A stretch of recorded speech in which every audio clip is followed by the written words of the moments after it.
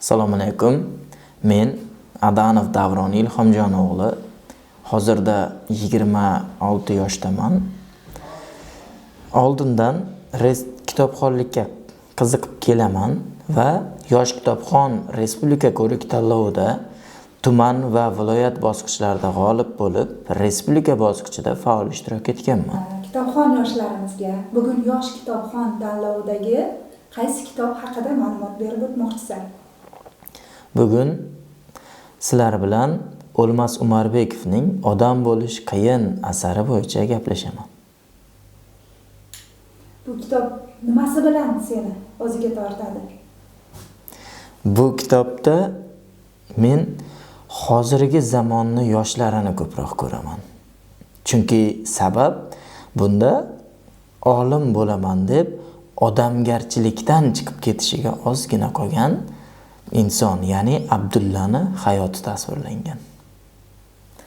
Xo'p, bu asar bo'yicha ma'lumot beradigan bo'lsam, O'lmas Umarbekovni ilk romani bo'lib Odam bo'lish qiyin asari 1969-yilda yozilgan va 1970-yilda Yosh gvardiya nashriyot tomonidan nashr qilingan asar hisoblanadi.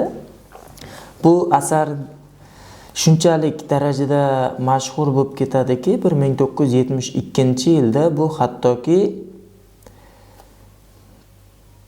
nima desa bo'ladi? Ya'ni bizdagi Zelenoya zvezda nashriyotida rus tiliga ham tarjima qilinadi. Hozirda bu asar 50 dan ortiq tillarda tarjima qilinib o'qilayotgan asar hisoblanadi. Bu asarni boshiga keladigan bo'lsak, endi maktabni oltin medalga bitirib, qishlog'iga buvisini ko'rgani kelgan Abdullani o'zi, demak, o'zini tutishi, orzu-havaslari, orzu-niyatlari va qishloqning muhiti bilan tanishtiriladi. Xo'p, bu asarda qishloqni tasvirlashidan maqsad shu narsa bo'ladiki, u qishloq haqiqatan Mingbuloq qishlog'i juda bir chiroyli va bundan tashqari odamlarni o'ziga tortadigan qishloq hisoblanadi. Aytib o'tadiki, ichida aynan deydi Yusufjon qiziq deydi, o'zini shogirdiga mag'lub bo'lgan joy shu yer bo'ladi askiya aytishda degan gaplari bor. Ya'ni bu yerda aslida qishloqni tabiatidan tashqari aynan odamlarni o'zaro bir-biriga bo'lgan mehr-oqibati tasvirlangan hisoblanadi bu asarda. Aynan buni nimadan? Obid akani, ya'ni Abdullani tog'asi farzandli bo'lgandan keyin birga bedana oviga olib chiqishi, o'sha vaqtda atrofdagi hamma bilan yaxshi kelishib, yaxshi gaplashishlari da ham shuni bilish mumkinki, bir-biriga kirsaqlash, bir-biridan gina yoki bir-biriga begonasirab o'tib ketish yoki boshqa yo'q bu yerda. Ayni u yerda yana bir e'tiborga tortadigan narsa, kichkina vaqtidan 6-sinf vaqtlaridan beri tanish bo'lgan Gulchehra bilan Abdullani uchrashib qolishi. Ikkalasi uchrashib qoladi. Ayni o'shanda ertasiga Abdullani Gulchehra bitiruv kechasiga taklif qiladi. Bu yerda bir narsani ko'rishimiz kerakki, hozirda yoshlar ba'zida u mahalla bilan bu mahallani bolalari bir-biriga kelisha olmayotgan paytda bu yerda Abdulla shaharlik, ammo qishloqni barcha shu bitiruvchi yoshlari, Samad, Qosimlar barchasi Abdullani o'ziga xuddi do'stdek qabul qiladi. Birinchi kun o'zidan do'stdek qabul qilib sirlashadi. Qosim aytadiki, ichib olib, men deydi Toshkentga ketishim kerak. Men o'qishni davom ettirishim kerak. Men qishloqda qola olmayman deb dardlashadi. Gulchehra ham shu darajada ko'ngli pok qiz bo'ladiki, o'zini Abdullaga ishona oladi. Bemalol uchrashuvlarga chiqishda, boshqada ko'nglidagi bor gaplarni ayta oladi va Abdulla ham ayni o'sha vaqtda ko'ngli pok edi. Bu ham beg'ubor, yosh yigitcha, yaxshi orzu-havaslari bilan yurgan. Faqat bu qayerda o'zgaradi? Bu professor bilan uchrashgan vaqtda o'zgaradi. Bo'lmasa uni onasi qishloqdan chiqqan yaxshi tarbiyali ayol. Otasi Xotamtoy deya ham atalgan inson, ya'ni juda bag'ri keng inson bo'ladi.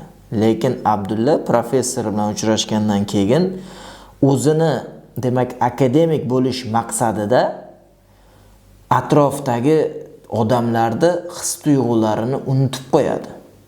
Ular bilan o'ynashishga kirishadi. U Moskvaga o'qishga ketadi va u yerda sayyora, ya'ni professorning qiziga ko'ngil qo'yadi. Nima uchun? Aslida bu yerda u yoqtirmasdi u qizni uncha. Ko'nglida boricha yoqtirmasdi. Faqat u yerda qizni Abdullaga chiroyli ko'rsatgan narsa bu otasini mansabi edi. Otasidan foydalanib, uni soyasida bu o'zi ham akademik bo'lib xalqqa tanilmoqchi edi. Ammo olim bo'lishni niyat qildi, lekin ayni o'sha joyda odamgarchilikdan chiqib ketayotganini bilmay qoldi. Qizni his-tuyg'ular bilan o'ynashdi. Bundan tashqari Gulchehrani umuman e'tibordan chekkaga surib qo'ydi.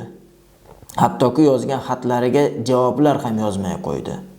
Gulchehra sirini ochadi Abdullaga, buni ertaroq hal qilishimiz kerak deb. Lekin hech kim bilmasin bu narsani, buni yo'lini topamiz deydi-yu, lekin professorning qiziga sovchi jo'natadi. Va bu yerda eng katta burilish, ya'ni asosiy joyiga keladigan bo'lsak, Gulchehra katta bir market do'konda Abdullani onasi bilan uchrashib qoladi Shahodat opa bilan. Ayni o'sha yerda u Abdullani to'yi bo'layotganini aytadi va to'yga taklif qiladi Gulchehrani. Ayni o'sha yerda stressga tushib qoladi Gulchehra. Endi bu yog'i nima bo'ladi? Taqdiri nima bo'ladi? Ammo o'zini tiklashga harakat qiladi o'sha yerda. Arxitektorlik bilan katta bir yoshlik mehmonxonasini o'sha chizmalarini chizgan. Yoshlik mehmonxonasi qurilish boshlangan edi allaqachon. O'shanda xayol bilan yoshlik mehmonxonasini 5-qavatiga chiqadiki, endi bu ham Xudoning ishi desa bo'ladi, chunki qorovul Gulchehrani kirganini ko'rmay qolgan bo'ladi. Uni qaytib chiqib ketgan yoki shu kunduzi kelib qaytib kelmagan deb o'ylaydi. Ammo Gulchehra qolgan, kirgan va eng tepa 5-qavatga chiqadi va shu darajada xayolga berilib qoladiki, allaqachon panjara bor deb o'ylab, qo'li orqaga ketib qoladi va o'sha yerda panjara yo'qligini yiqilayotganini tushunadi. Va oxirgi gapi onajon degan gapi bo'ladi. Va haqiqatdan ham onasi ancha oldinroq o'lgan edi va onasini yoniga Gulchehra ham ketadi va qabristonda ham onasini yoniga ko'miladi. Ayni o'sha yerda ta'ziyaga, ya'ni qishloqqa Abdulla borgani, Gulchehra o'lganini eshitgandan so'nggina u olim bo'laman deb odamgarchilikdan chiqib ketganini o'sha yerda anglab yetadi.